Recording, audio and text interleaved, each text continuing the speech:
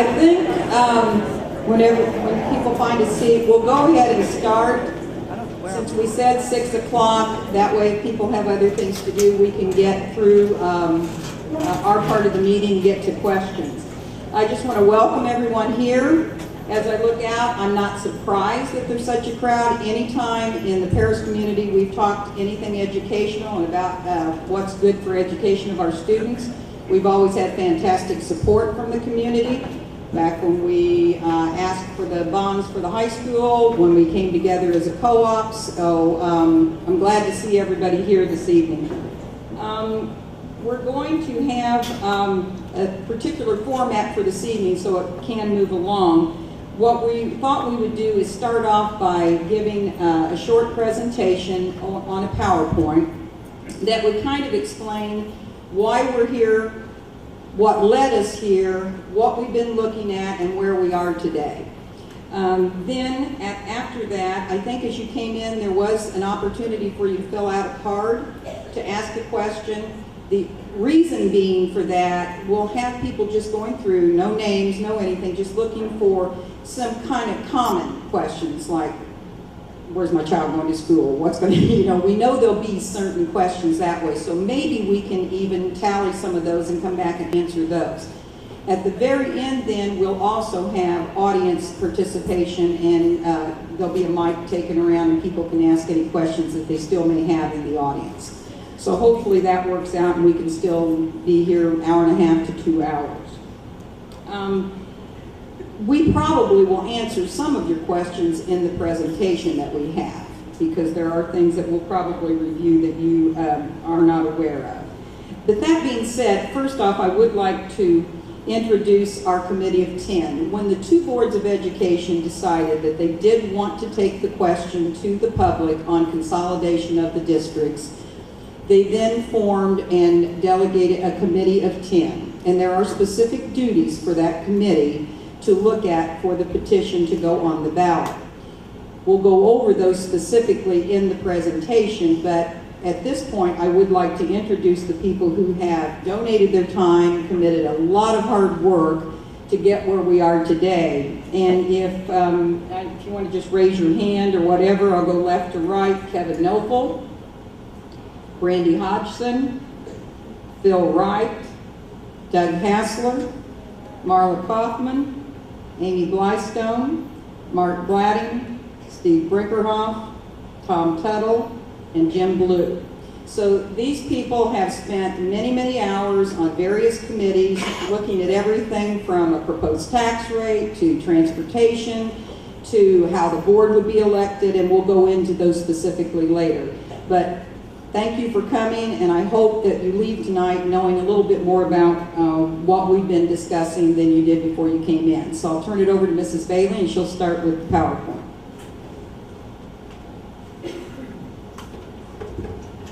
We're going to start with the question of how did we get here? And I think before I start that, I want to say that we are here tonight to get public input.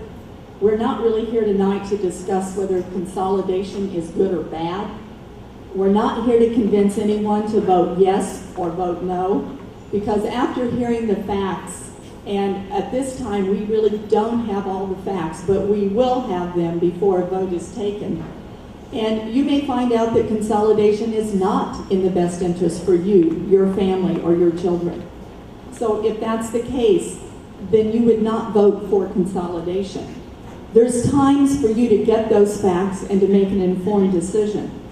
What we do feel, though, is very important is that you have that opportunity to make that decision. And what we're trying to do is to give you a choice. If consolidation doesn't pass, there are other options for the boards. Some of those aren't very pleasant. Some of them, they can increase the tax rates. They can reduce staff or programs. They can borrow money. They can spend what reserves they have. We feel, after looking at this, that consolidation allows us to move forward and not be a harmful solution. Some of those other options could be harmful. So really, all we want to do is let this get to the ballot so that you have the chance to make a decision. When we start with, how did we get here? There were some really good things that brought us to this point tonight. Consolidation is not a new topic. It's been around probably since Unit 4 was formed back in about 1948. I know it surfaced again in 1985, and I know it's been around several other times. It's not new, but there's things that are happening. We voted and put in a cooperative high school. It's the first one in the state of Illinois, and it's very successful. Because we came together at the cooperative high school, we are going to be building a brand new state-of-the-art facility for this community. We could not have done that separately. Because of that success, we're ready to take the next steps. Unfortunately, there's some bad things out of our control that are bringing us to this point tonight. We're facing declining enrollments in this part of the state.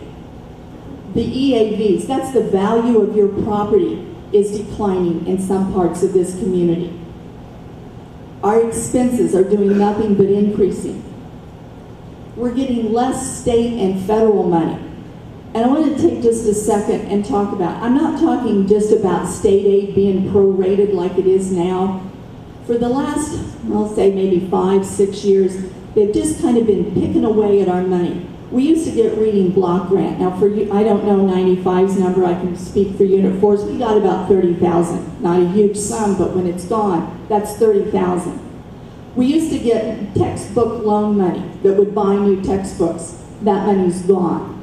We used to get money for ADA safety block grant. It's gone. We used to get money for library books, media center. It's gone. We used to get money for gifted and talented programs.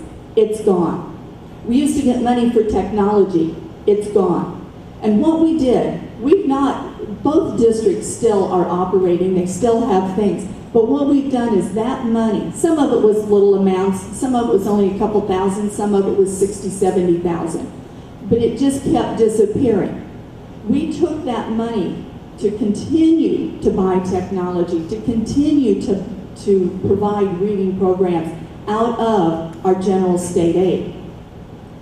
There's a guy sitting in jail, and I'm not by any means condoning anything he did, but I will say Rod Blagojevich funded schools.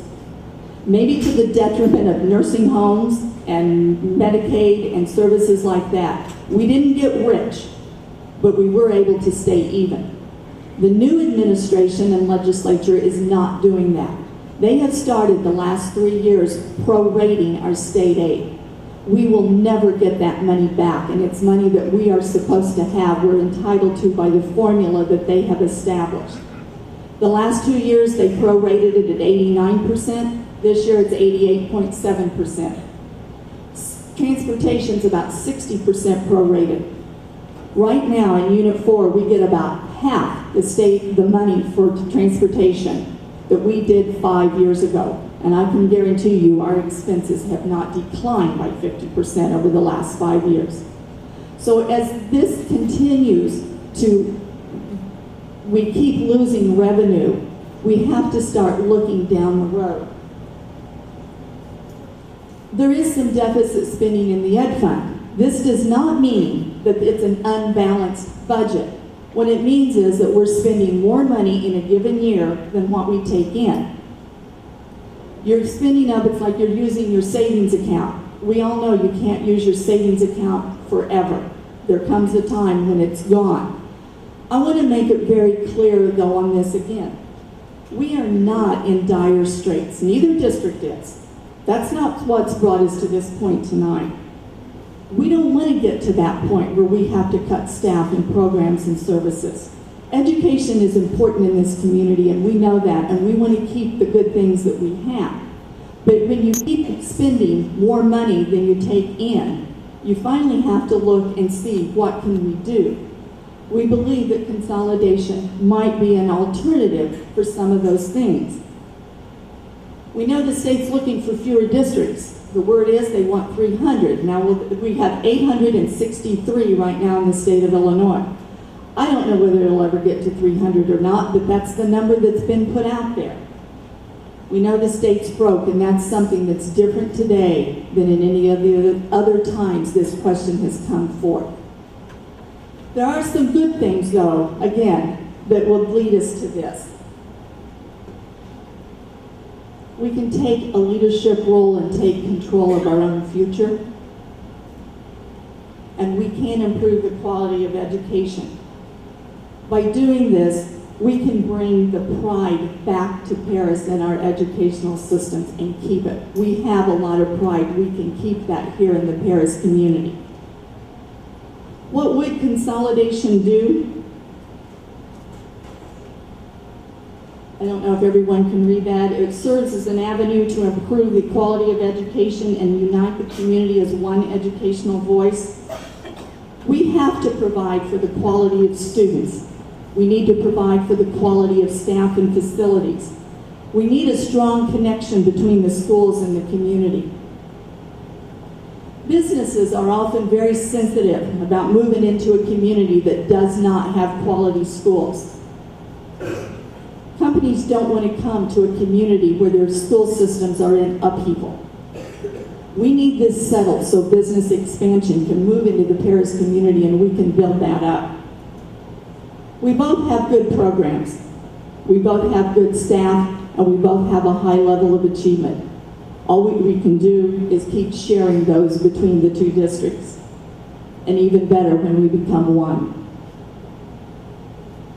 Financial efficiency, consolidation will provide some, but in all honesty, it would not be as much for us as for some other districts because we're not looking to close a building.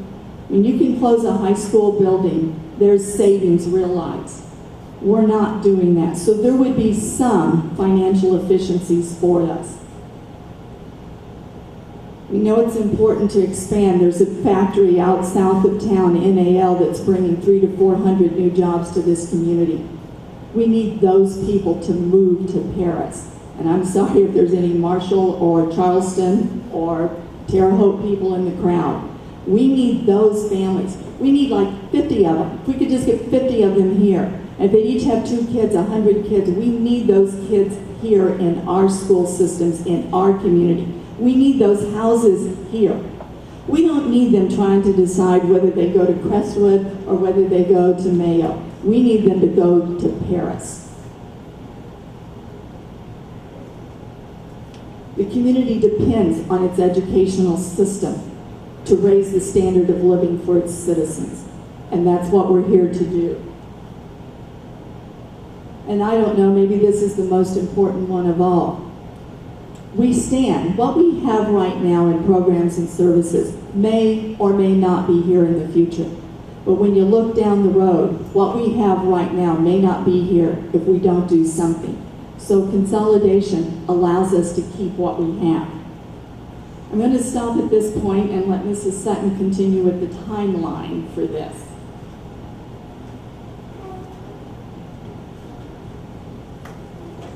Operate this and read at the same time. That's. You already got me there?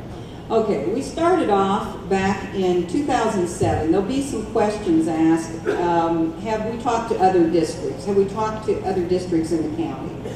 And yes, we have. In fact, back in 2007, all the districts in the county, and including Oakland, which was even outside the county, some of its district, participated in a state-funded study with us to look at a consolidation or a cooperative high school.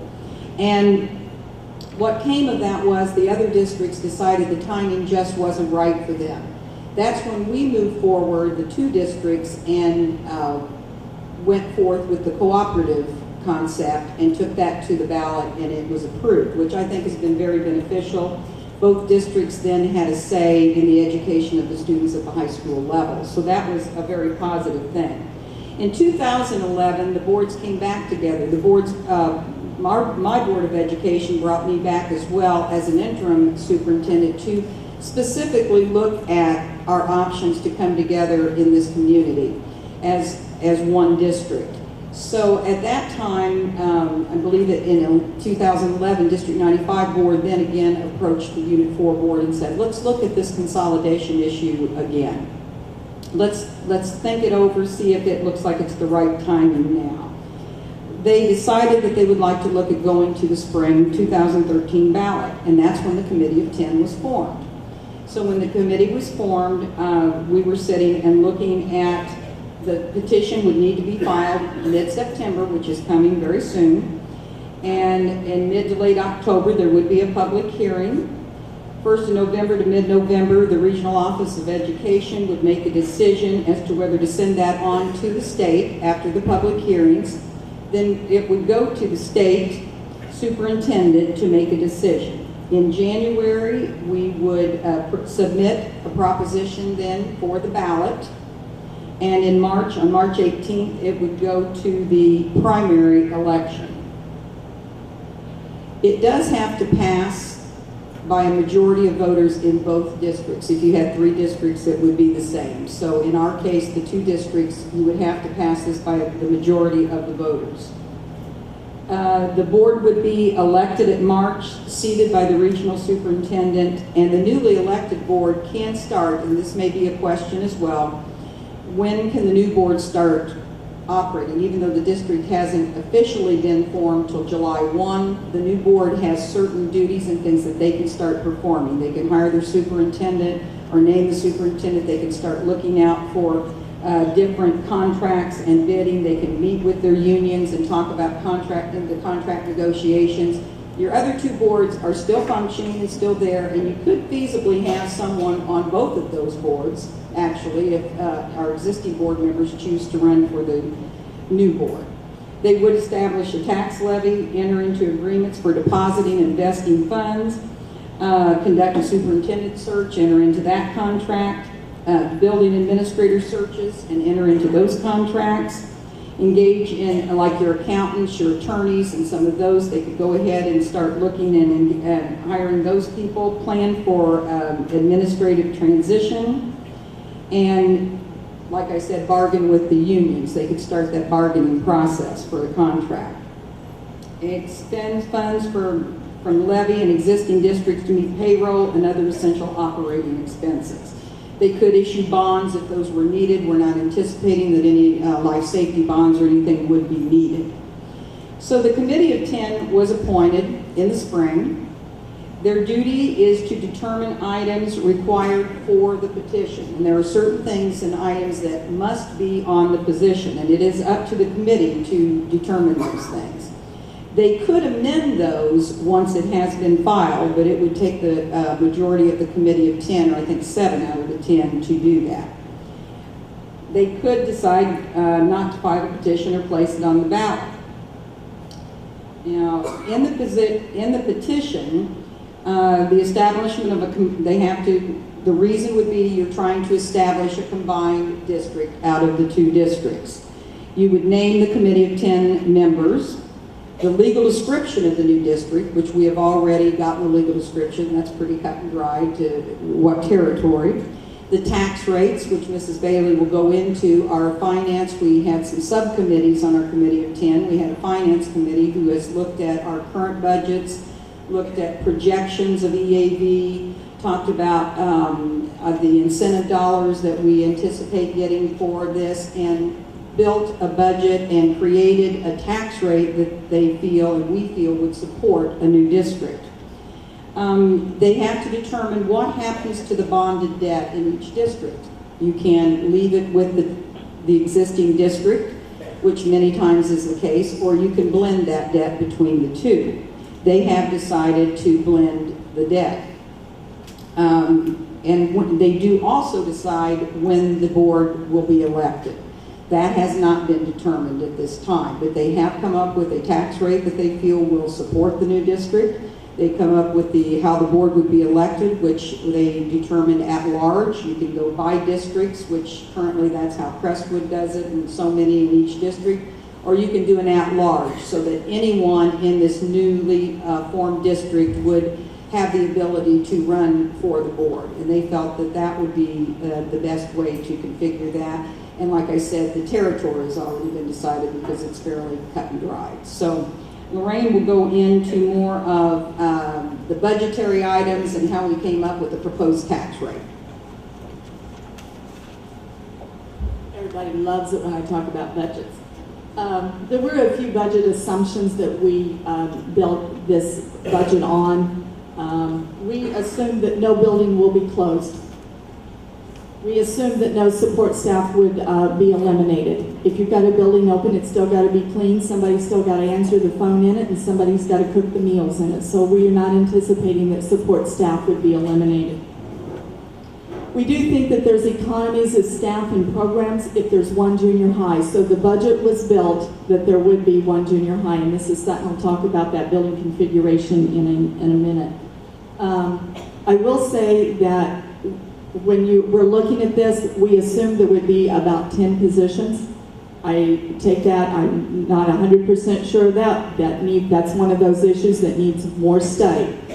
What we are hoping is that those positions could be done through attrition. And what that means is that I'm married to somebody and my husband gets a job out of town and I leave to go with him, then that job, instead of filling it, it's not filled, so that job is lost through attrition. The other way is through retirement. And we're hoping, there's 13 people that we know that have turned in their notice of their intent to retire in the next 4 years. So we're hoping that those, and again, I'm very cautious about throwing that number 10 out there, but that's about the number that we think could be potentially saved, or saved in savings, I should say. We're hoping, again, that could be done through attrition or retirements. There's no guarantees, no promises, but that's where the budget was headed when we developed it. We're not making any changes to the elementary or the high school. So that means class sizes should remain about where they are now. We built the budget assuming that no programs or services would be eliminated. There are 2 teacher salary schedules. Actually, there's 3 teacher salary schedules in this scenario. We use the higher of the 3 schedules to develop for the budget. We assume that federal grant money will remain the same. And the way that we assume that, federal money is, most of that comes through title. And what we did is looked at, we could not get a clear answer from the state on that. So what we did was track districts that had consolidated recently.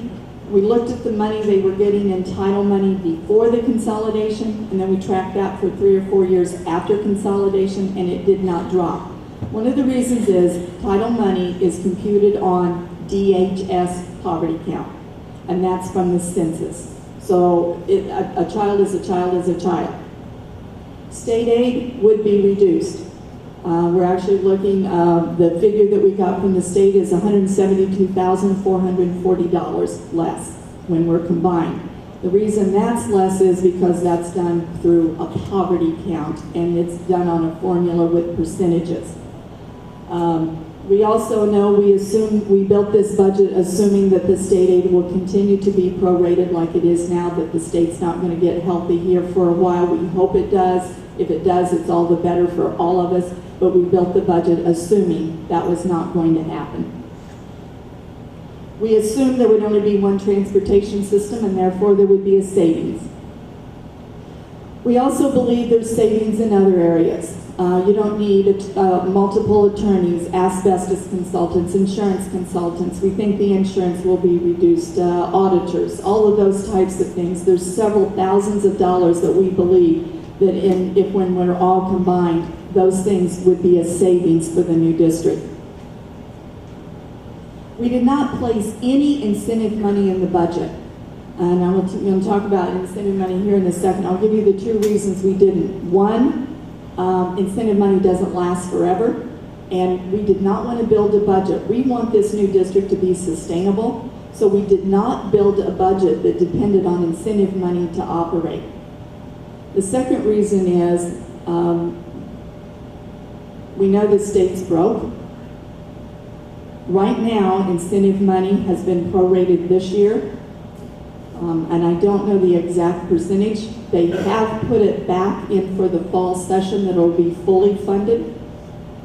In talking to Roger Eddy, he believes that it would be. He's now at the IASB, but is very involved in the legislature before. We don't want to assume money's going to be there that may not be there. We've left it so that it's going to be like gravy when we get it.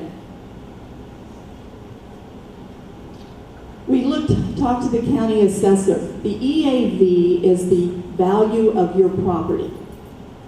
How much is your house worth? How much is your farmland worth? When we talk to the assessor, there is no guarantees of this. The best they can do is guesstimates, but their guesstimate is that farmland is going to increase by 10% in the next 5 years. It's actually going to go 10, 10, 10, 5, 0. And residential commercial is going to decrease 2%. And that's again a 2, 2, 2, 1, 0. Now we know that farmland is going to be assessed a little bit differently here in 2015. They weren't sure exactly how that would play out, and talking to several people about the best we can do is we think it's going to remain about the same for us of that 10%, maybe a little better, but not significantly enough to amount to anything. So what is the value of the property in Unit 4? Right now, we know that it is $81,974,387. That's a given, we know that right now. Using this formula of farmland increasing 10%, commercial residential declining 2% in 5 years, this is what we believe the EAV will be given the information we had. $104,988,609. District 95, right now the value of the property in District 95 is $71,814,533. Using that same formula of farmland increasing, residential commercial decreasing 2% in 5 years, the estimated value will be $66,182,057. That comes into play when we get into the tax rates. That's the information that the Financial Subcommittee used to try and determine what kind of rate do we need to sustain a new district if it were to form. They came up with the Ed Fund at 2.10. That is a decrease. If you're a Unit 4 taxpayer right now, your Ed Fund rate is 2.2. That is an increase if you're a District 95 taxpayer, your Ed Fund rate is 1.84. These next funds are all the state maximum allowed that the state sets. The Committee of 10 decided not to increase those. These two rates, IMRF, Social Security, and tort, you're allowed to levy the amount you need, and based on the amount that we believe would be needed on the budget, those are the rates. Here's where the bond and the EAV come together. When a district borrows money, and we had to borrow money to build the new high school, to build on the additions to Memorial and Winston, build on the additions to Mayo. In a school district, when you borrow money, it's called selling bonds. When you sell bonds, you have to pay that money back. And the tax assessor has a sheet, and every year they have to collect the payment, the principal and the interest that they're given. If District 95, if Unit 4 kept their own bond debt, it would be about 50 cents a year. If District 95 keeps their own bond debt, it'll be about 80 cents a year. When we first looked at this, the Committee of 10 recommended that each district keep their own bond debt. Then when we started looking at financial rates, we realized to get that at 2.1, that's a 10-cent drop for Unit 4, but it's a 26 increase for 95. To make that even, and the committee worked thoroughly to try and make this as equal and fair as possible for everyone, that bond debt can be shared. So the Finance Subcommittee came back and asked the Committee of 10 if they would be willing to rethink that decision and share the bond debt. If we share it, the rate will be about 60 cents. We couldn't get it. We tried to see if we could break it down even lower, and they won't let us do that. It's either you each keep your own or you share it with everybody. There's no breaking it down. So that's as equal and as fair as we could get it. That makes the tax rate about 3.99. That may not mean anything to you, but that's almost identical to what you're paying now. The rate at Crestwood this past year was 3.93. This is 3.99. District 95's rate was just slightly lower because they had a bond that had been paid off and the new one hadn't come off, so I believe their rate was 3.73 this past year, but it's been up around more the 4 point something range. So in essence, we can keep the tax rates the same for everyone, and at the same time, we're getting a brand new high school in this community, and we can keep programs and services and continue to grow. I want to say those are guesstimates because there is no guarantee what the value of the property will do. So that's the best that we could do. Those may change, but based on the information that we had to work with, and like I said, the value of the properties and knowing what the tax rates and things, we think that the rate, once again, will remain about the same. Please understand, it's a guesstimate. It's an informed, intelligent guesstimate, but it's still a guesstimate. We do get state incentives.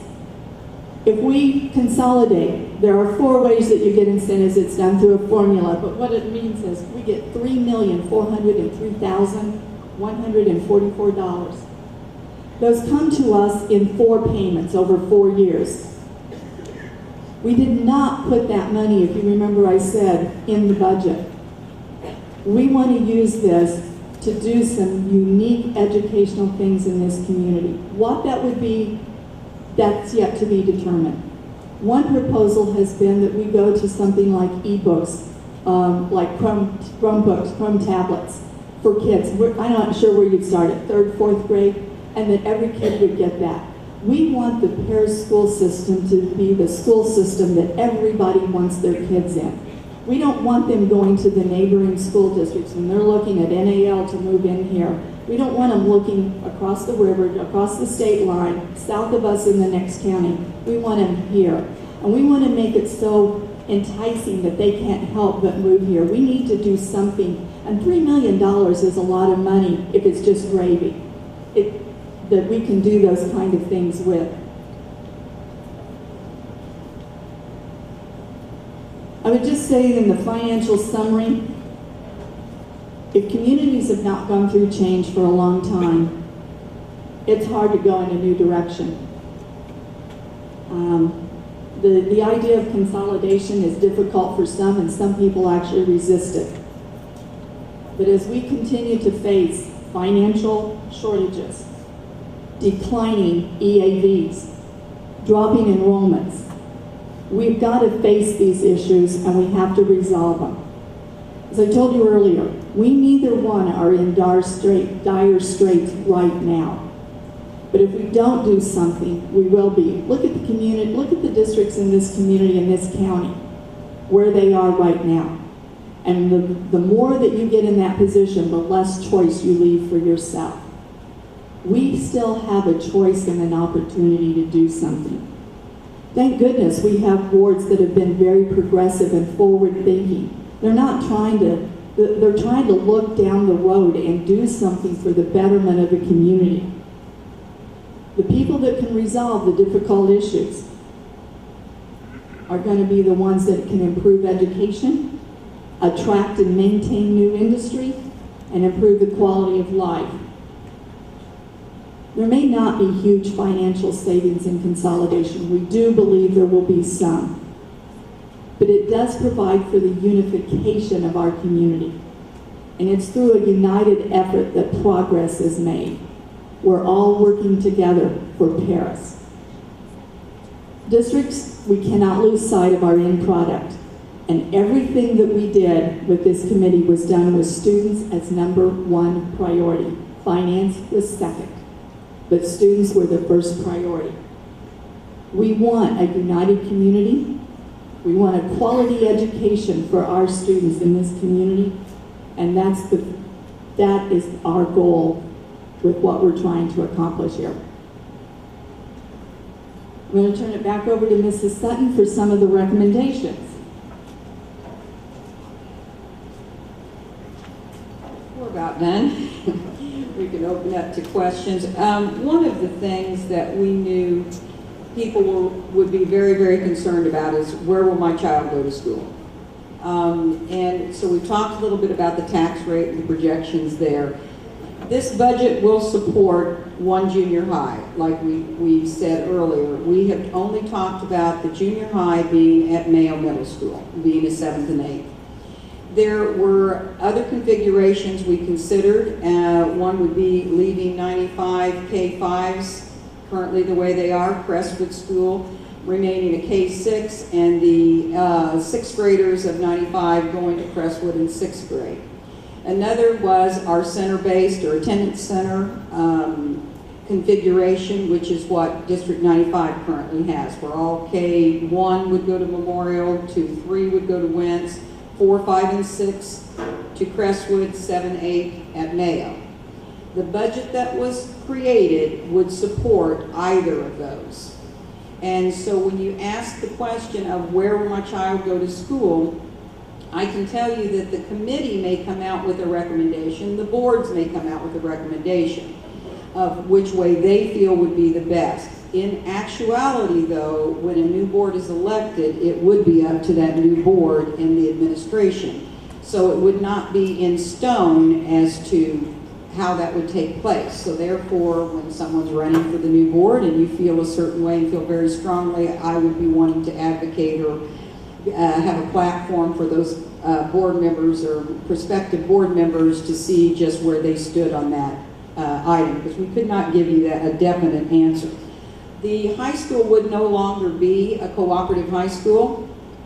The only thing that breaks that agreement over a 20-year agreement would be a consolidation. When we entered into that agreement, it was a long-term agreement, and the boards knew that. And it's worked out very, very well, and we're very pleased with it.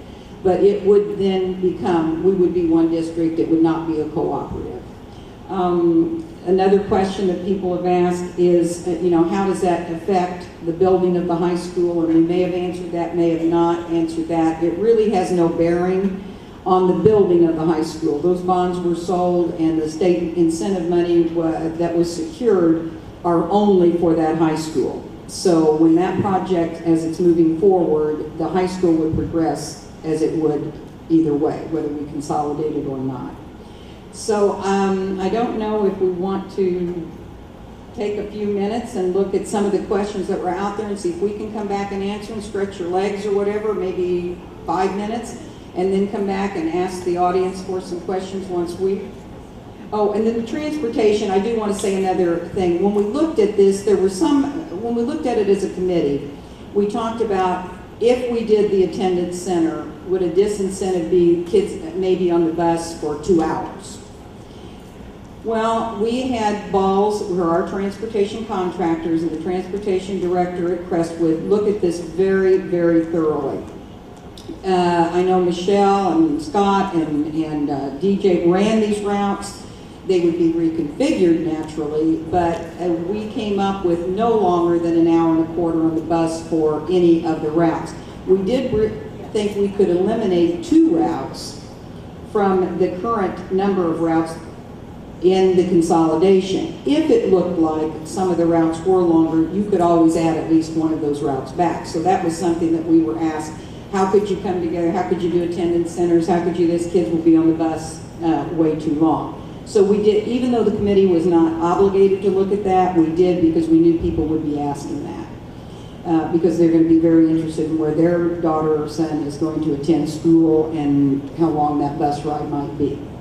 So we did talk about there might be a need for, of course, we put transportation out for bids, and then you would see would it be more economical to contract as District 95 does or run your own busing, possibly as Unit 4 does, but that would be determined at the time you put out those and you got your figures back.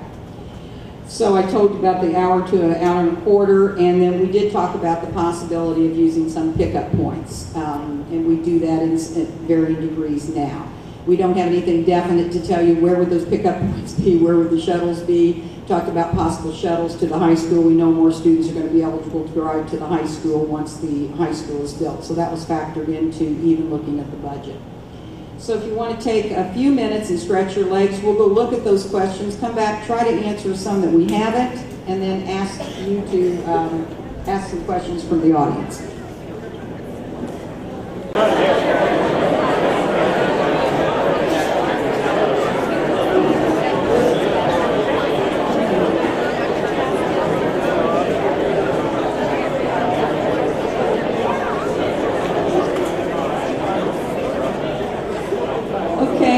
There were some questions that were very, very similar. Many of them we think we may have answered since you came in, but if they really weren't answered for you, please still ask them. One asked about how sports would be handled. I'm surprised we didn't get a few more on that. But, and the opportunity for different activities. If we come together naturally as one junior high, there would be just one team. And whatever that team is called, you know, wouldn't be Redbirds or Eagles, I'm sure, but there would just be one team. And we did accommodate for that in the budget as far as transportation and events and that kind of thing. So we would still have a 6th grade that I'm sure would participate in sports as well. So, but as far as the junior high, there would not be 2 separate junior high teams, is the way we looked at that. Would we still have free reduced lunch in the breakfast program? I believe we would, due to District 95's poverty status. We have that in all of our buildings, and I don't see that that would change from coming together.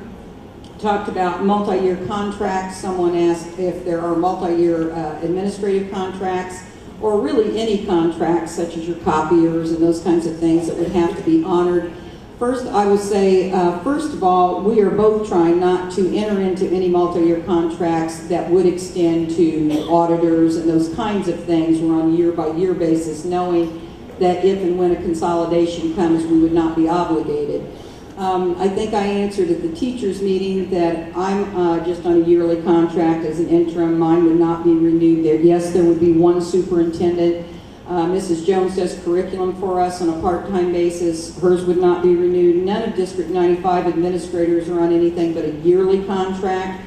There is only one administrator per building, so that doesn't mean they would not come back. It just means the new district is not obligated to that contract. I think Mr. Meister's contract is good for through this year and 2 more years, whatever date is. And I believe Mrs. Bailey said that Danette's would run this year in 3 more, and Mrs. Bailey's would end in June 30th of 2015, so next year.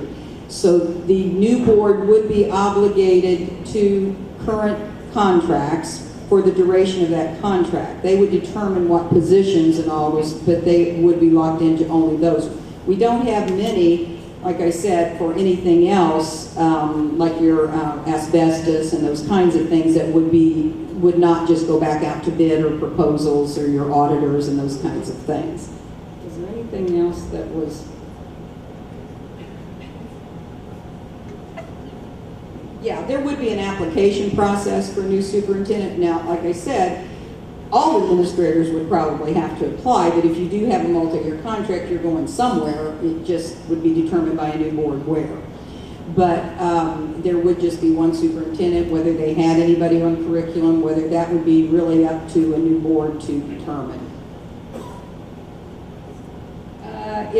How many, we're assuming principal in each building, a superintendent, you know, at the very least, so that would be, basically, we have really worked hard, even in District 95.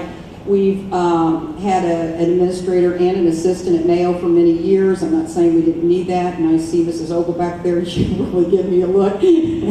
But we did do with a part-time for several years, and we did not replace that position. So actually, in all of our buildings now, including Crestwood, there is just one administrator. So that, you know, that I would assume would remain the same. The high school construction, I think I answered that, but I'm not sure if you were clear. This changes nothing on high school construction. What it does, we've already gotten obligation from the state on that grant money. We've already gone to the taxpayers in both districts and bonded for the surplus that was needed. The high school has started. Someone said, well, if you have it, trust me, we've been working on the high school project for a long time. You haven't seen it actually going up, but the ground has been prepped.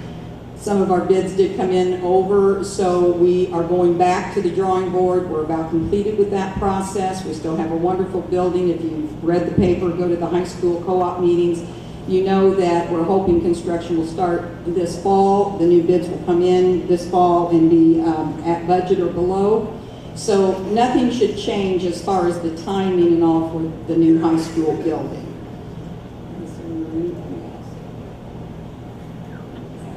Teacher evaluation, that has come up, and it's come up with a lot of our staff.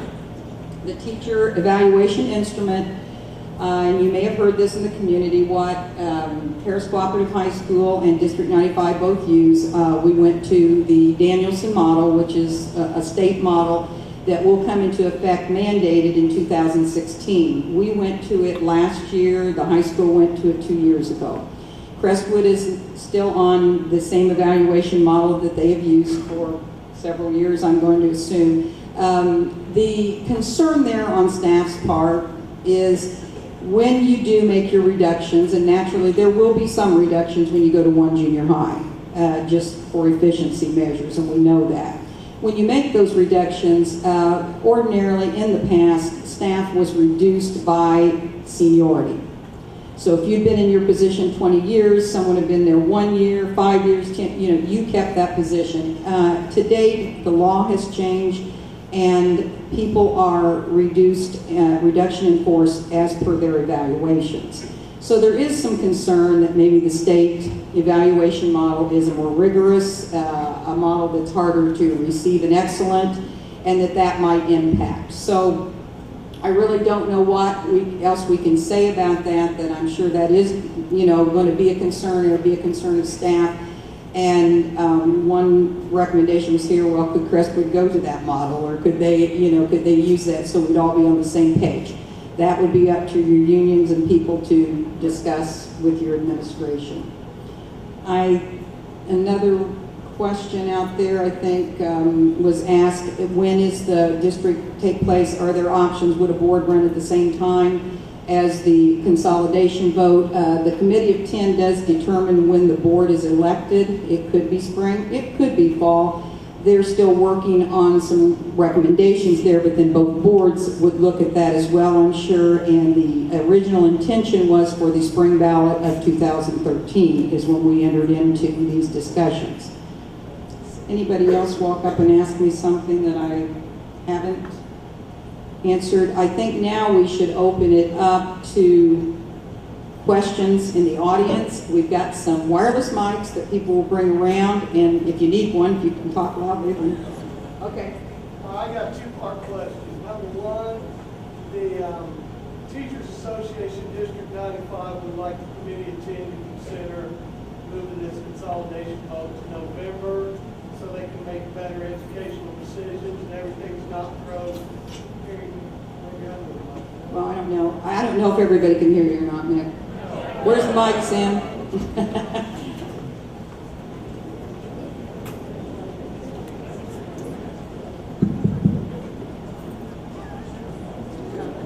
Sorry, because maybe in the back you couldn't hear.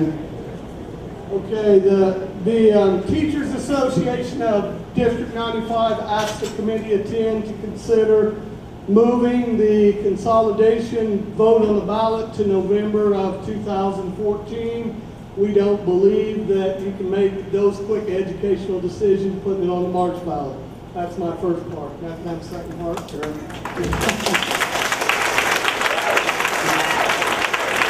All right, my second part is to you, Mrs. Sutton. If the consolidation would not pass, would District 95, well, let me back up. Knowing the state stays financially status quo, we don't know that. All right. Let's say they do. Is District 95 dipped into their reserves to date? No. Second part, can you see what I would consider multiple cuts in District 95 if it does not pass? I do not see that within the next year or so, and I don't believe I've ever indicated that. I think what we've been trying to say and what we've said is we understand the state is not healthy. We are trying to look to the future. We are getting reduced state aid. We are getting reduced transportation funds. So no, could I look at you and say that next year I would see massive cuts or the next year? No, I do not. We might do other things especially if consolidation didn't pass. We would bid out things. We would look at all kinds of options. But I can say that I do believe in this community looking into the future, no matter what timeline we use, that bringing the students of this community together would be a good thing, and to speak with one voice. How that's done, we're probably, many of us, going to differ on how and when that takes place. So.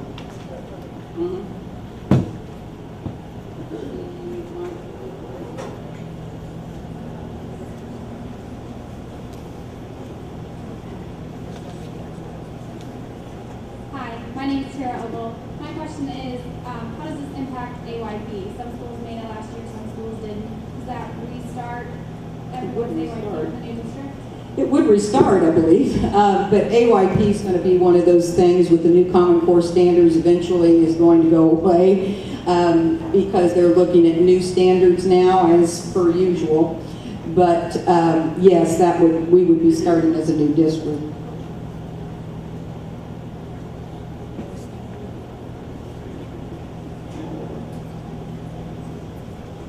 Hello, I'm Steve Idle, and I was glad to hear that March may not be our only option to vote on this as a taxpayer of Eagle County. Number one, the primary turnout is normally around 20%. Out of 13,000 voters, that means 2,600 are going to decide how the rest of us live. In a general election, they get a 50% rate. So you're going to have 6,500 people. So you're certainly probably going to get a better informed voting public. In order for people to fully understand the consolidation, and it is very complex, and I'm glad to hear that the cooperative part is doing quite well, which seems to me another reason not to push the vote too quickly. The logistics, the tax rate, the number of teachers involved, the composition of the board, the manner in which the board is elected, number of students per class, location of various grades, need for bus routes be reestablished. Those have all been talked about tonight, but I don't think any of them are totally etched in stone. I think more time is needed to get this message to the people so that we can digest it, elect board members who are in tune with their own thoughts. I'm not smart enough to remember this, so I wrote it down. I'll give you one good example of something that's happened very quickly and has upset a lot of people, and that's this Ameren power line. Nobody knew about it. Suddenly, it's coming down your road. It's coming down mine, I know that. And they did it. They've been working on it for 8 years, and they sprung it on us in the last 2 weeks. So that makes me skeptical of anything that's done too quickly. So I think this process needs more time than we're giving it if it goes on that March ballot. Another thing that bothers me a little bit is that we are electing a school board and voting for consolidation at the same time. We're not really going to know what the process is this new school board is going to have, but between the time they're elected in November, we're going to have plenty of time to nail down some of these questions. Two words that bother me are the A words, about and assume. That way, we will know at that time the facts that we think we know now. and you have a chance to become more informed. You have a chance to influence the school board members and what you think, and we can take this consolidation process as a positive step and not a tax liability.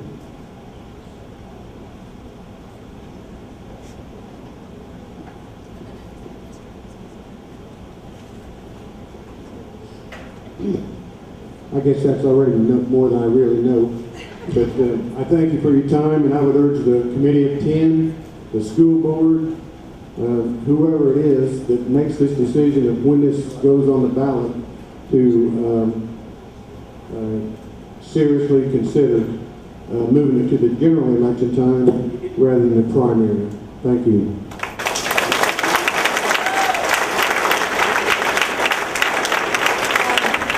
One of our committee members is asked to say a few words. I think we have others that might want to in a minute. I want to thank you all for coming, and on that note that Steve spoke about, I want to start out by, as a committee member, saying that I am for consolidation. As a lifelong resident that's raising my children here and a child of 2 educators, I know that consolidation is the best choice for our children and our community. But at this time, I'm not really in support of placing consolidation on the March 2014 primary ballot. I've thought about this at length, and I've struggled with it during my time on this committee. I have several reasons for my conclusion. Primary voter turnout in Edgar County is poor. The spring 2010 primary election saw only 946 voters in Unit 4 and 963 voters in District 95. The fall general election saw 2,078 voters in District 4 and 2,689 in District 95. You can't argue with those numbers. I don't feel that the primary is an accurate portrayal of voters in our 2 districts. Placing the consolidation on the spring ballot means that the decisions that are made about my children and your children's future are going to be unnecessarily rushed. It would require teacher reassignments, building configurations, and all the things that go along with the consolidation to be done in 5 months. Can it be done? Absolutely. Districts do it all the time. But should we really rush something like placing teachers into different classrooms in different buildings? Should we rush new assignments? Even though in both districts, I think we can all agree that we have top-notch professional administrators, support staff, and educators, but that is still a lot for the people that are going to be educating my children to cope with in a very short amount of time. Why do this when we can place the consolidation question on the November ballot and allow our newly formed board to have 9 months to make an important decision about our children's future? It gives faculty time to digest the information and the changes that are coming, and us as citizens and parents to have more time to become better informed about all the questions we will have. But most importantly, I want consolidation to pass. It's important for our community and it's important for our children. Placing this on the November ballot gives a much longer time frame to promote the consolidation. Promoting this consolidation and getting the correct information out there is important. It also gives us time to see what Mayberry will be a near-finished high school by that time. Something that I think the public wants, and it's something they're waiting to get finished. Some of the public has felt before that referendums have been rushed. Let's not rush this. Let's give our community time to absorb the information and make informed decisions. I've asked the question and heard the question asked at past meetings. Why right now? There never seems to be an answer other than it's never been the right time and now is not the right, is the right time. That's not enough of an answer for me to support rushing through this on the spring ballot. The right time for consolidation for 95 and District 4 may be November.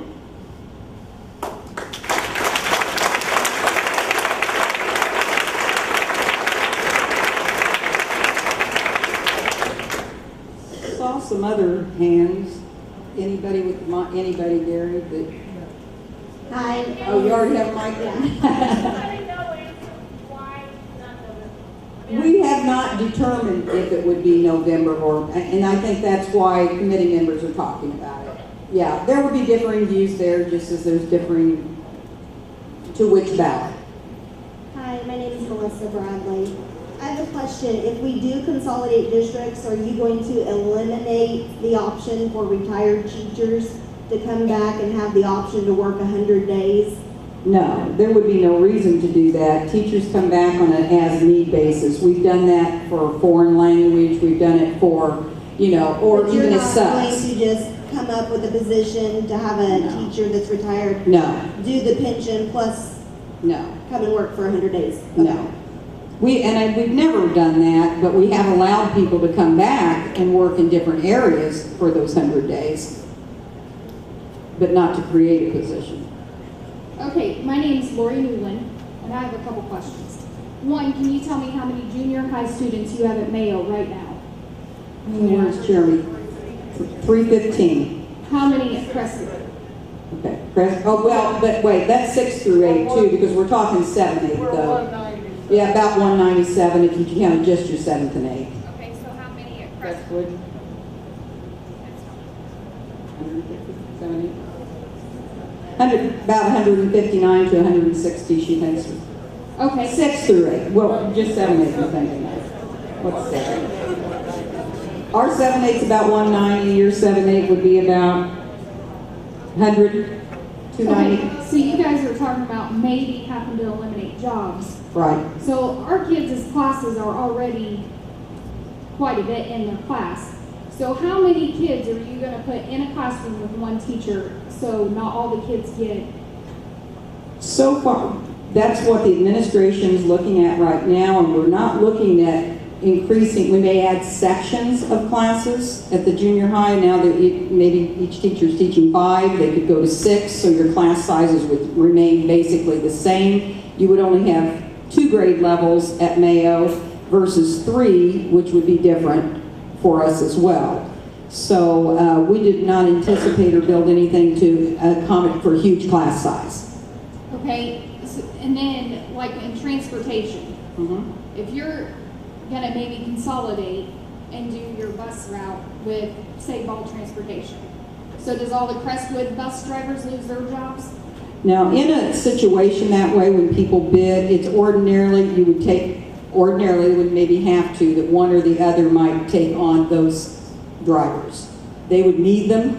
Whoever bid the contract, more than likely, unless if someone came from out of town, and then that would be an issue that they would have to deal with at that time. But the way we looked at it, it would probably be a situation where either way, whether it be Crestwood continued or Balls, that either of them would need additional drivers.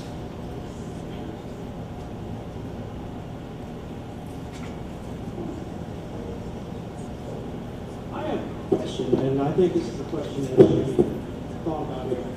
Has anybody looked into Common Core? Yes, we're looking at Common Core now. We're all working on Common Core standards, and It should be abolished. well, that's kind of a federal. Probably should, but we can't just do that. But Well, I have a thought. I mean, this is my issue with consolidation. I don't have children, but I live in this town, and I've lived in this town most of my life. And I want to know that there's competition. And with Crestwood and with 95, there's always been a school competition. I remember as a kid, Crestwood scored higher than 95 this year. And I'm not saying that, we need to have 95 at the same level, or Crestwood up at the same level as 95. What I am saying is, though, why don't parents get to choose what school their kids go to? And if they don't, if your taxes aren't enough, why can't they use that as a voucher and they pay the difference? What I'm saying is, I want my child to go to Crestwood. I live in District 95. Well, District 95 covers this much. Well, the difference is, say, $1,000 for that year of tuition. The parent pays that tuition. we do that now. If it's requested, we can accept tuition students. So I can say, I can pay the difference. There's a voucher program. No, but you could not pay the difference. You would pay whatever our tuition is, which is it's based on a formula through our auditors. Well, So- see what I'm saying? I understand what you're saying. I think, I mean, but like, I've heard about it happening in bigger cities. right, we do not have a voucher system, but we do have a way that we can take in tuition students in both I'm just districts. saying that is a thought to make money for the district. Yeah, Yeah, and then there would not be 2 junior highs. There would only be 1 educational system. So there wouldn't be a choice. Right. You kind of like the 2 junior highs.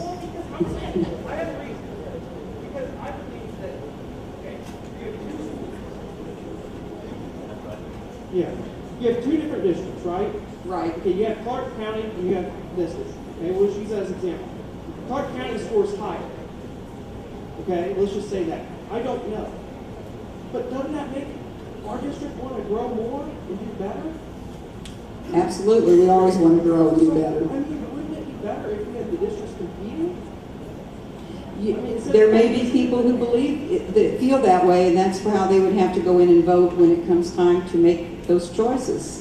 Absolutely, that would be a choice you would be making.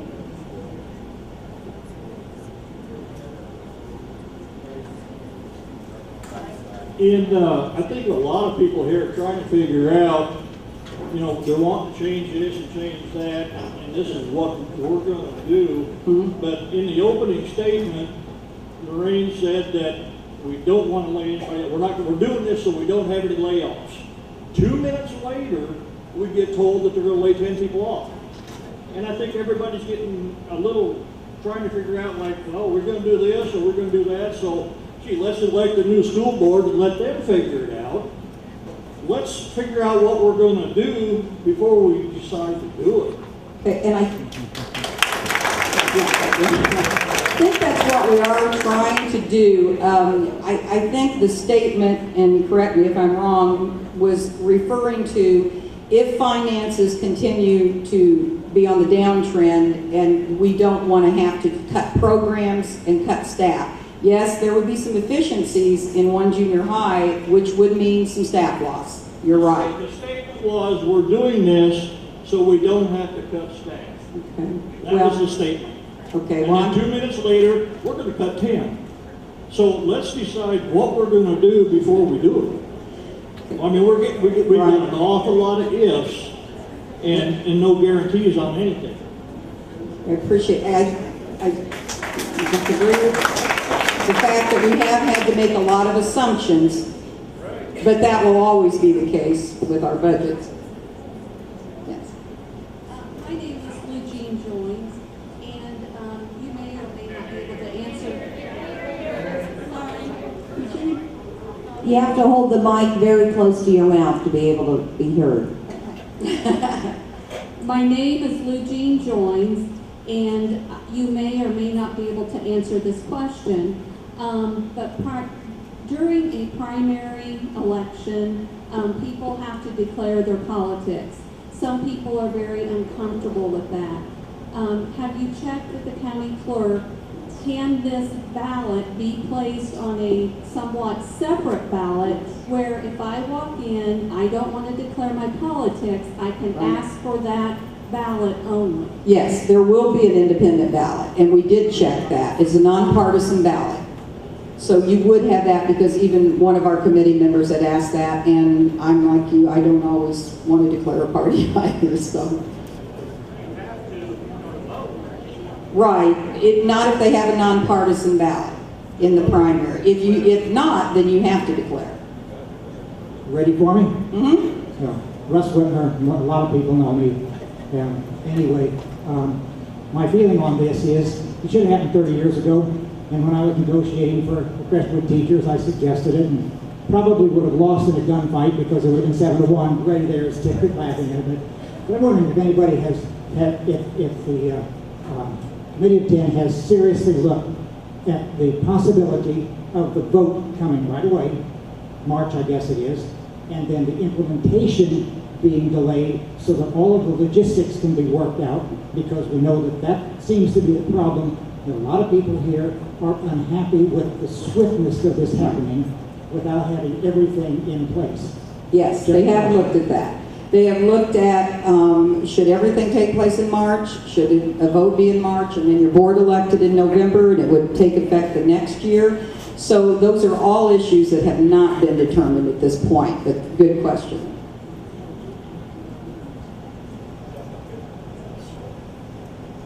Justin Kirlock. On the contracts, why is it that the teachers' union contracts are just going to be voided, but I'm not attacking anybody, but the administrators aren't? Why do we have to recognize one and not the other? It's by the nature of if you are assigned to a multi-year contract, and many times administrators are, when they leave that, many times they're leaving the teaching profession and they're going into administrative position. They don't always get multi-year, but sometimes they do. Sometimes it's on a retirement plan or for various reasons, but teacher contracts are actually year by year, but we negotiate usually 2 to 3 years for a contract to say what the salaries will be. But individual teachers, because of RIFs and things, because maybe decreased class size or a need for a program, that allows some flexibility to either move people or reduce when you need to. If your kindergarten classes go down, you lose 25 students, you may not have a need for 5 sections. So, yes, oh yes. The teachers' contracts as a group will run through whatever year. If you did a 3-year contract, you recognize the salary in the contract, but not individuals guaranteeing they get a job for 3 years. Yeah. Right. Yeah, we acknowledge the salary and where you're going to fall on the scale, but you may not. As soon as the consolidation happens, it would be voided no, then it would be a new contract developed in a consolidation. It's just the law. We didn't create it. That is the statute. An administrative multi-year contract, or like I said, with a copier company, or with if you have a 5-year contract with an asbestos firm, those are in place. You keep those. So, beg your pardon? I don't know if at the state level if you could or not. Probably not. Could you vote to have that changed? He asked. So that is in the statute? Yes, it is. Teachers retiring with 4-year. Right. Those are not related, correct? No, those are not. Not if they're on the 4-year out. My name is Barbara Berkdahl, and the first thing that I want to say is that I really appreciate the work of the Committee of 10.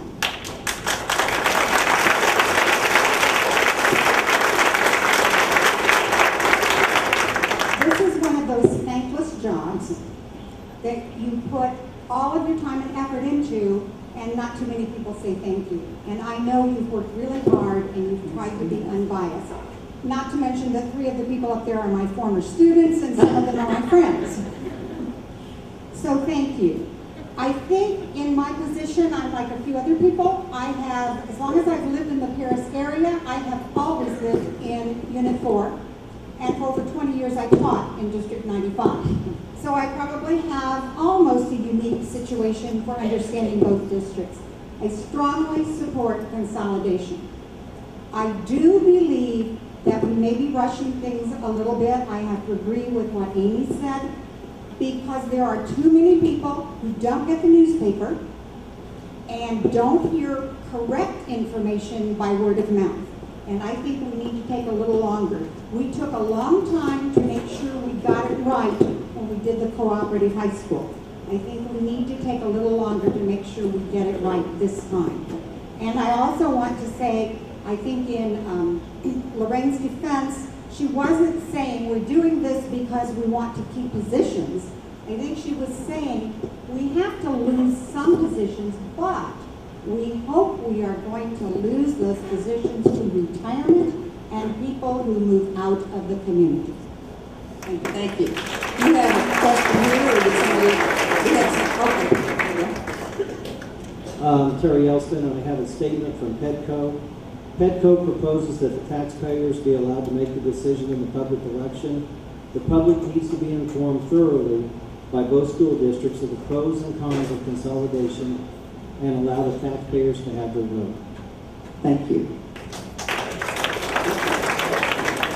Somebody up here. My name is Mark Allison. I just had a question. It was mentioned that the state has a priority of reducing the number of school districts in the state to a much smaller number than now. How high of a priority is that for them? Are they going to push this type of? The way that we believe the state will push this, they have never wanted to take a stand legislatively, the senators, because it's very unpopular to vote to force consolidation. The way we see it and where we've been experiencing it is decreasing our funding. And of course the state's broke, so by giving us a portion of what we're supposed to get, I believe will be their way eventually of saying there will be fewer districts because you get less in transportation, yet you have the same costs in transportation. You get less in state aid, yet you get less in state aid. So that will more than likely be their way to force us to larger districts and fewer districts. But can't guarantee that, but I doubt they'll come out and just take a vote and say you have to consolidate, because it's still a public option and a community option, so. Yes, Chris? Chris Rudnick.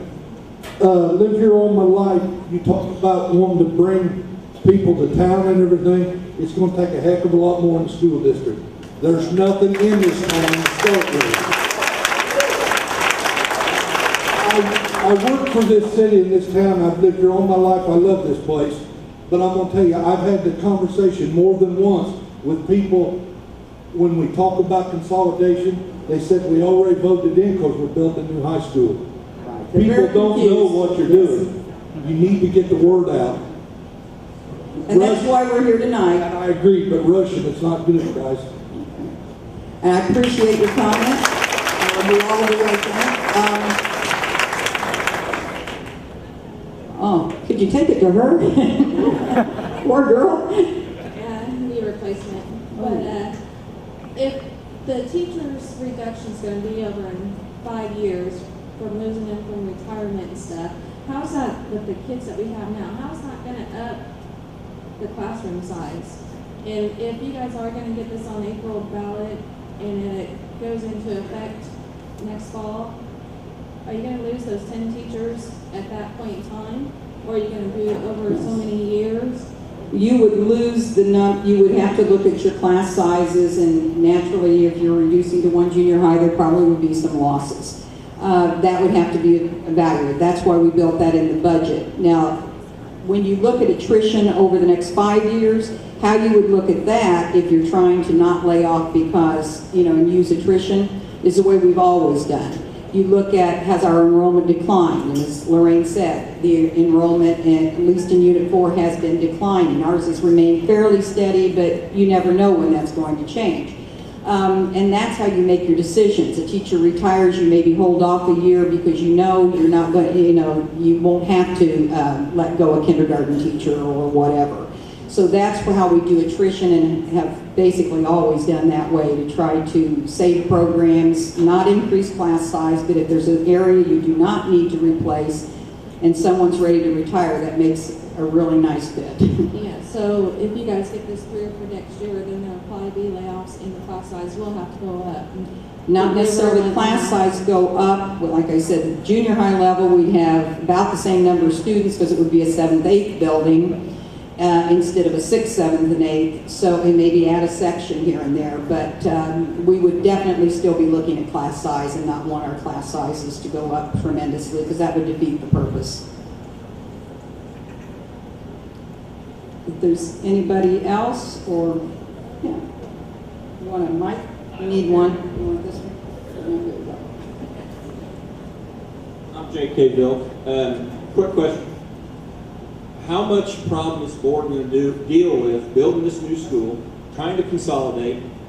The jobs at North American Lighting, I think maybe 9 years ago, I was standing here, not here, but up at high school, asked the same question. Until that new school gets built, you're not going to get those 100 families. It's not going to happen. The new school needs to be built prior to we doing any consolidation, because I don't think we have enough oomph in this community to do it yet. That school needs to be built to get those people here. And until that school's built, I don't see any reason why to consolidate. I believe, to a degree, I do believe that, JK, and it is going to be built, and it's going up, and it has been delayed some, and that's not going to be impacted by consolidation one way or the other. I understand that your feelings may be people still may not move here until they see that school built. Right, they didn't, but we're hoping that by promoting one educational voice in this community, we're not a split, two districts. We heard that from NAL at one time too. Well, you come in here and you've got 2 districts and you've got, so we're hoping that that would be a plus, but we also know, yes, the school needs to go up and it will go up, but that's really not tied to the consolidation. But I can see where the people are getting confused with both. But in a way, we were pushed into that in town, kind of a way we were pushed into that because that committee that formed of that consolidation, you ask them questions now, why hasn't it been built, why hasn't it started, why hasn't it, nobody knows anything because they all backed away from that committee, nobody will tell them. Well, the committee is not assigned to the building of the high school. It was just the consolidation topic. But I understand what you're saying. That's why we're here. You're telling us that the public needs to be better informed. Now everybody gets the paper. That's why when I saw all these people, it was exciting because actually people do care. They are concerned. They want to know. And they want as many facts as we can give them. Unfortunately, we don't have all the facts. Steve? Yeah, I get 2 chances. I'm sorry to bother Maybe. you. But I'm going to chastise us as a group. We're counting on these people up here to publicize the fact that consolidation needs to take place, where we have friends and neighbors, co-workers, church members, whoever. It's up to us to get that word out too. So let's all do what we got to do when we get the information to try to make sure that this thing is put on there at the right time and the right information gets out to the people so they can make an informed decision. And let's all take that job on ourselves. That's a good goal. And we need to keep providing information. That's a fact. Amy? You need a mic. I'm probably down. Sorry. I think everybody can probably hear me. Okay. Back a little ways to Russ's comment about voting on something and then taking. I'm Amy Hitchman and I teach in District 95. And back to Russ's comment.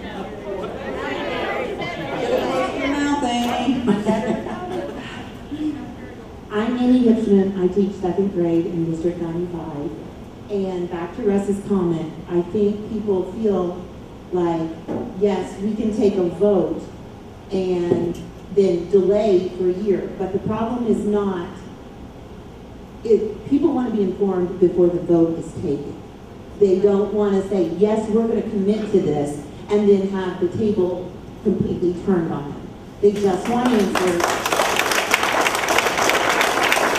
It doesn't mean we're against it. It doesn't mean, as a teacher, I am for the best for what is for this community, for our children, and consolidation, yes, but it has to be a unified consolidation. I did not grow up here, but when I moved to town, I guarantee you, if I'd had children, somebody would have told me where to buy my house. And I taught 95 for 19 years, and I've seen as many wonderful, smart, exceptional children leave there and go on to do wonderful things. And if you want to unify people, you got to get rid of the stigma. And that means bringing us all together. I would agree with you.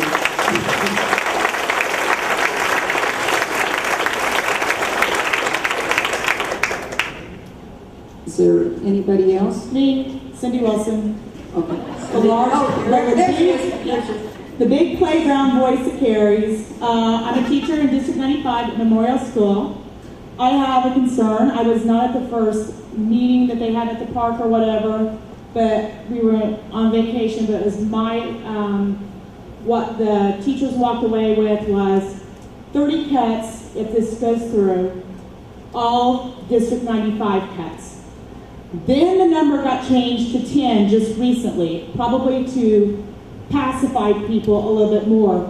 But there's still that evaluation instrument that it is impossible, at least of what the administrators have told us back in meeting in March, I don't know whenever we had all meeting. It is impossible for a teacher to get an excellent, nearly impossible, on the Charlotte Danielson evaluation instrument.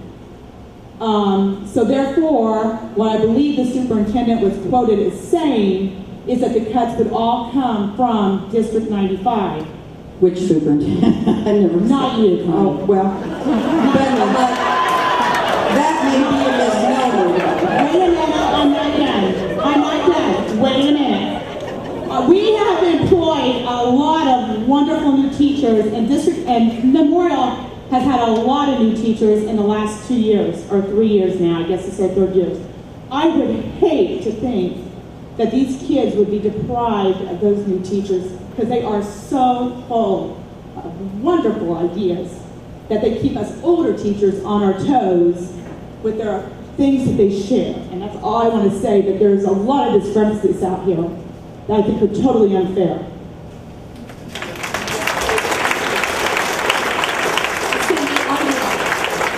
Say to you, I never have said 30 cuts. Never.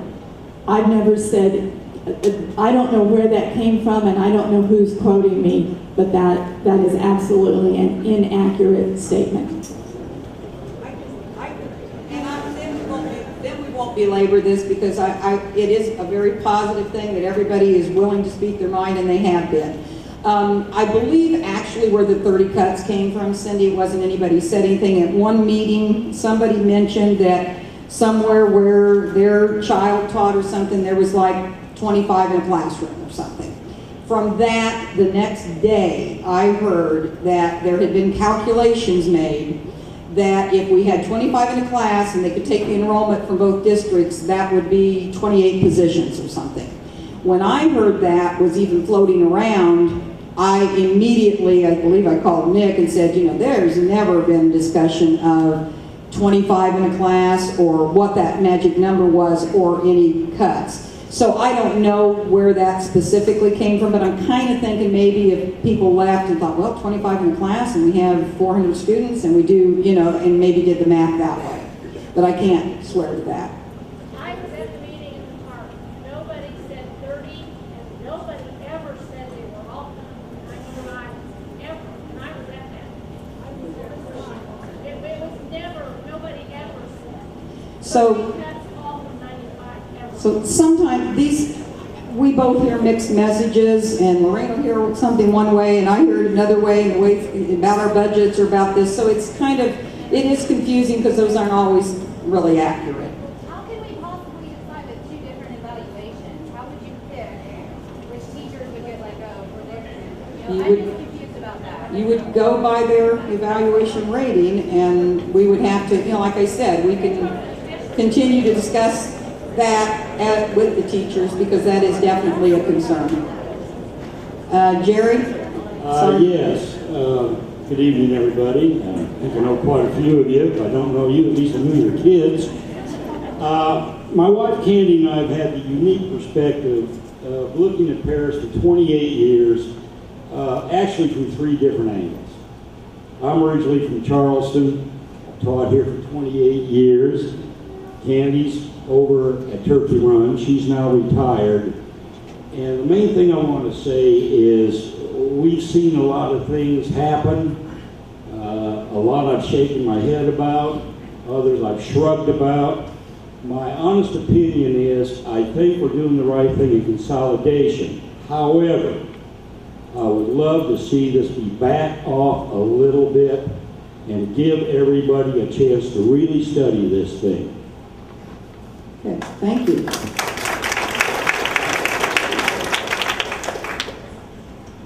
Maybe a little confused here, but I'm not entirely understanding how you intend to keep class sizes the same while reducing staff. Well, by having, we would look at where we have some low class sizes now, that maybe reductions have not been made, but the classes, so by averaging them out, having students all in one building, you may not be increasing your class size that much, but overall, at 3 grade levels, you might be able to make a reduction of staff. So that we never calculated class sizes, huge class sizes in doing this. Trust me, we looked at the number of students at each grade level and what would be needed. And like I said, you might add a section where they're teaching 5 sections of social studies, you might add 6. So the class size would still remain relatively small.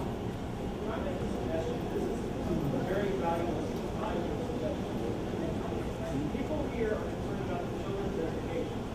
And I don't have children, but I want my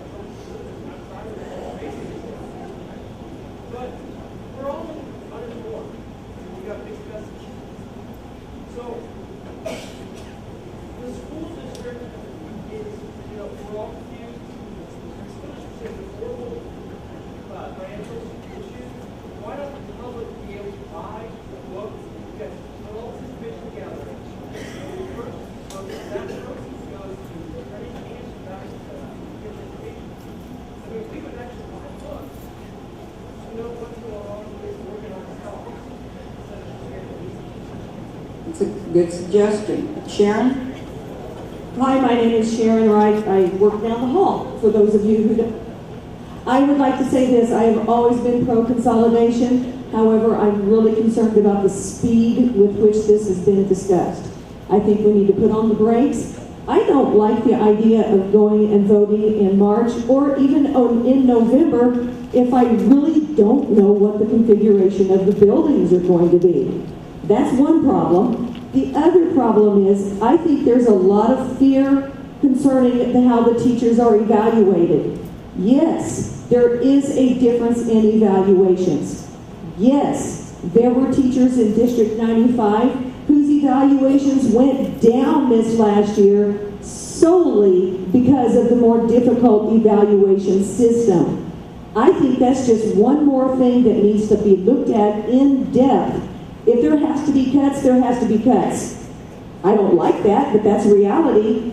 But at least those cuts should be made evenly from every district, not the skewed format that it seems like it's going right now. One more reason for us to slow down and look at this carefully so we know what we're voting for. Thank you. Thank you.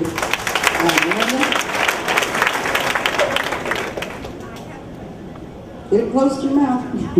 I have a question about the teacher evaluation. I was told it goes back on your last two evaluations, the average, and then if I have to go back another one, my mind doesn't work. If you have to make a determination, you'll go back further. So like say you were an excellent and then you were a mediocre proficient. Then it goes back to the one before that, right? So if you had two excellents and you get a mediocre, you're still going to be considered excellent, right? Right. So right now is the time to do this because we've only had one cycle of this. Whereas if we wait, we're going to have 2 or 3 cycles and then that could lower it. The other question I have is if we slow this down, you're not going to be able to give us any more answers about the school buildings or anything like that because it's up to the new board. Is that correct? Yes, it is up to a new board.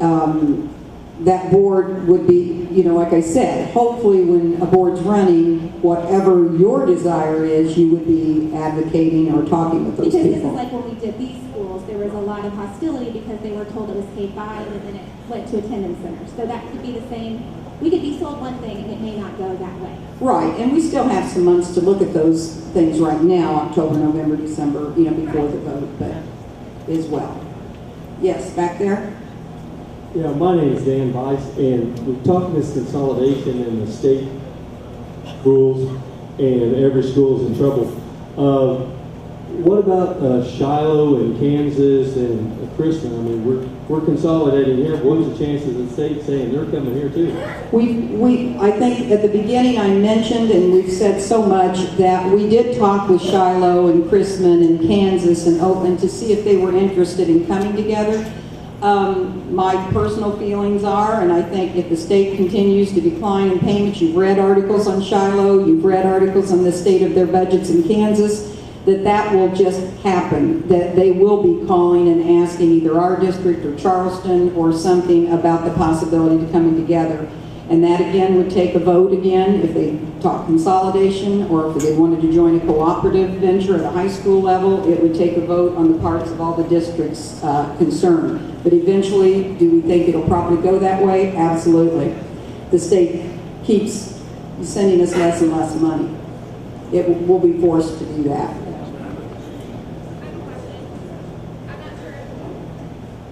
I don't think that mic's working. Yeah, now it's working. I'm not sure I've heard what the potential rationale is for doing the date so quickly. I agree with everyone. I think that waiting sounds better, but I don't really know what the reason is for maybe potentially doing it faster. I know I'm about to buy a house, and this actually impacts my decision. So I'm just kind of curious if someone could speak to maybe the potential benefits of doing it sooner. Okay, maybe other people want to answer that. Our feelings were that the boards want it to happen. We've looked at this for years, and we could pull it together in that amount of time.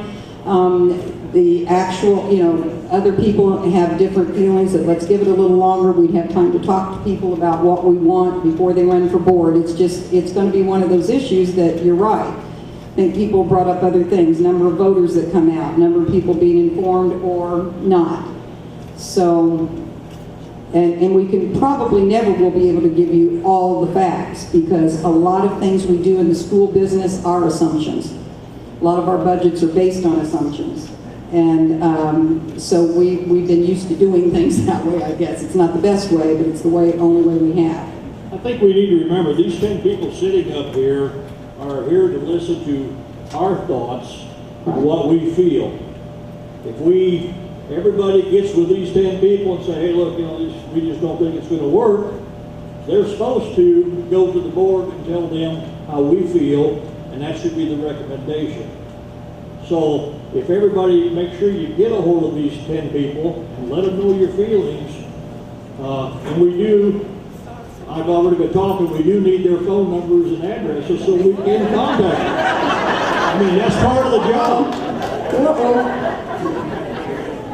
I mean, if everybody... I'll give you all their numbers tonight. No. Well, I'm serious. We need them so we can contact these people and let them know how we feel. I talked to one of them, and I'm the only person that's talked to them. So we need to let them know how we feel, because if everybody says, no, we don't want it, they don't put it on the board. They don't put it up for a ballot. I think people are talking to committee members, and therefore this is one of the reasons we're here this evening is one of our committee members, and several of them said, we really want this public forum. We want to hear. We're hearing things here and out in the country and over here and in the restaurants, and we want to do this. So actually it's because of the committee's push to come to this forum this evening so they could hear what you have to say. Did you have one other? Who makes the final decision on when it gets placed on the ballot, whatever that decision? Basically, the boards can decide when it goes on the ballot, but the committee decides when the board is elected for the new district. So it's kind of a toss-up between the two of them. Because whenever the board's elected, it's the next July that it comes into effect. So is it a combined meeting and that's when it's decided? Right. The committee will probably decide when they think is the best timing to elect the board, I would assume. But who decides when the proposition gets placed on the ballot? Well, the petition's designed by the committee, but I suppose if the committee said we don't want the board elected till November, the boards could feasibly decide to put it on the ballot in March, not elect the board till November. You see what I'm saying? And then it would still go the next July, but I'm not real sure. We need to check that and see. They either have to be at the same time or the board elected after. Right. If this committee says we don't want it, Our boards are going to listen, I think, very strongly to the committee, but, but if they say they don't want it, it's a done deal. well, that's... Correct? Like I said, the boards could still decide, or community members could carry a petition to decide to put the question on the ballot. Well, I have a committee then. Well, I understand. I understand. I think, like I said, I believe the boards are very strongly going to listen to the committee that was appointed for this. We're guessing again. No, I feel our board's going to listen. My name is Amy Fries, and most people have voiced my questions, my opinions, my concerns.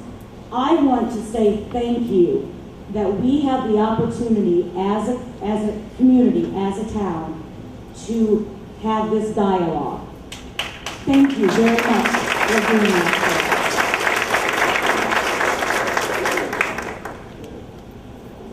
Also, I'm a little bit confused at this time.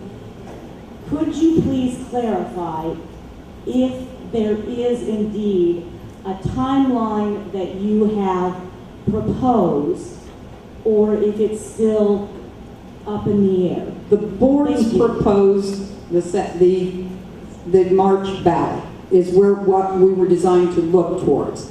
Then the committee was appointed, okay? At this time, the committee has not determined, or there's some opinions, as you saw, as if that time would be the right time. They wanted to hear from the public. they're hearing from the public. So they will have to come back together then and say, what do we think we heard? Or do we, you know, what are our feelings now? And like this gentleman said, maybe talk to your committee members or whatever. So if we could get close to 8 o'clock, that would be a 2-hour meeting, and still, I mean, I'm just surprised, not surprised, but there's so many people here, and I think it's wonderful. A lot of times we do say that you have a meeting like this and people don't come, everybody's so busy, so it really shows that people are very interested in this topic, as they've always been in the education of the pair of students. And I think Steve Brinkerhoff, a committee member, would like to make a statement as well. I guess I'm going to feel like the lone wolf up here, because I'm here to tell you that I'd like to see this vote taken this coming spring. I listened to some of the concerns out here in the audience. Adam brings up the fact about the NAL jobs because we don't have a high school building complete.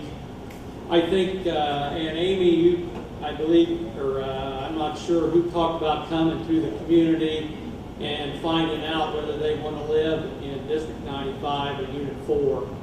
That still exists today. People come here if we have any chance of gaining some people from NAL. We need to eliminate this where you have to choose what district you're going to.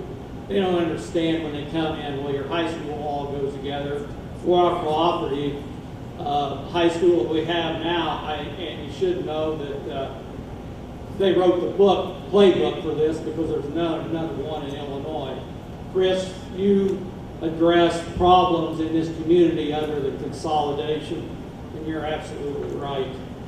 We need some housing in this community to support families that are coming to this community, starter homes. During this time that we've been on this committee, some of the committee members have brought up the fact that when they travel in the summer to other cities that have kids playing athletics, these other communities have facilities, whether, some kind of a water facility, whatever. But there are activities so that when they're not participating in it, that they can, at least have something to go do. We need to have that here in this community too. Steve, you addressed something about a meeting that I was at this afternoon too, about the transmission line. I guess if you followed it in depth, you know that the reason we have the transmission line is because of Clark County. A group of people went together down there. They're the ones that proposed that alternate route that has somehow now became the permanent route. I'm thinking that when we look at these NAL jobs and any hope of trying to get some of these families to come forward, to want to live in this community, we need to understand that we need a united effort in this community to do that. I know that the mayor of Marshall is an ex-board member. I'm not sure, school board member, I'm not sure that was an ex-board president. But I know that that community works to try to bring people to their community. And they get the best of both worlds. They don't have to write off the tax abatement for the factory. They get the growth in housing, and then they get the extra students that bring in more state aid. You need to understand that this tax rate that we put forth will sustain itself for a few years. If we don't have any growth, we're going to be in trouble. We have to have a product here, which is an education for these kids that's going to make people want to come and live in this community. Not just work here, but come here and live. This committee of 10 started out, I believe, sometime the first week of May. We have 5 from each people representing each district. I will say that all the votes that we've taken so far have all been 10-0 votes. With that in mind, I'd like to tell you that 5 people from each school district voted for the financial rates, knowing that we were intending to have 1 junior high. 5 people from one district voted for the financial rates, knowing that they were raising the fund or the tax rate on the ed fund for the people in their district. 5 people from the other district voted to blend the bond indebtedness to help alleviate the raise in the ed rate in the other district. And then finally, 5 from the smaller district voted for at-large school board members, knowing theoretically that the larger district could elect 7 to this new board. Now, I feel privileged to work with these people and have got to know some of them. I don't think you realize how much work is put into it. Some of them have taken some grief over what this is. You know, we have tried as a committee of 10 to come and put together what we believe is a workable,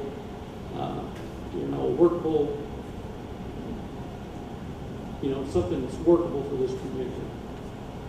I would just ask that you realize that this vote doesn't take place till the spring of 2014. And in between now and then, there's going to be plenty of time for people to ask, see what is, the tax rates are, and some things we can't control. We can't control the evaluation process. I wish we could. But just a minute. But even if we had the same evaluation process, it still relies on 2 principles making that evaluation. If it was a uniform test, it wouldn't be an issue. But you're still relying on humans to make that evaluation about others. So, that being said, I want to see this move forward. Our community needs a united school district here, so people will want to move here. We need to sell this product that we can, and I appreciate all the work that's been done by this committee, and I want to thank Mr. Meister, Mrs. Sutton, and Mrs. Bailey for their work too. Thank you.